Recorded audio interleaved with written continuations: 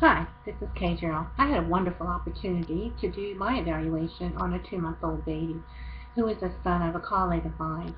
I was a little disappointed at first because I wanted to interview her 3-year-old, but he was sick that day, and I kept wondering how could a 2-month-old have a psychosocial history. As it turns out, any child has a history when you think about their family. It is important for social workers to do this type of assessment regardless of the age of the child or the adult. When we read in our text about all the things that can happen to children, and that when they do happen to children, it's going to impact them as adults.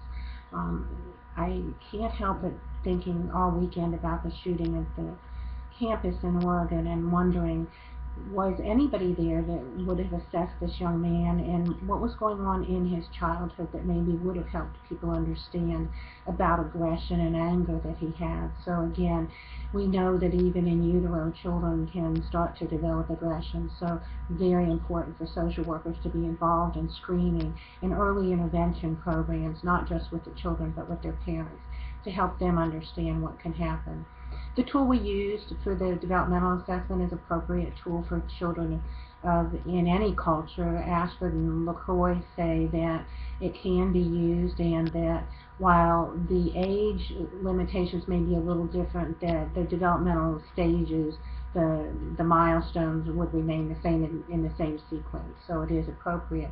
We know that IQ test does have cultural bias and may not be quite as appropriate as a developmental screening is.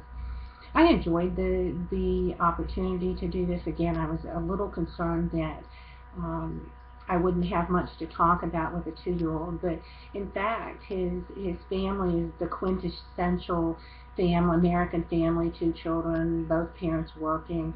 Mom is also in school, and when we talked, that seemed to be a real concern, is the amount of stress that she was experiencing working full-time and being in school and worrying about her children. Both of her children had to be in daycare for some part of the week, and that bothered her. She's breastfeeding her baby, and he didn't want to eat. So that stress, obviously, while the children are still young, that could indeed impact their development. As it turns out, when I spoke to her recently, she's decided to cut back on her hours at school. So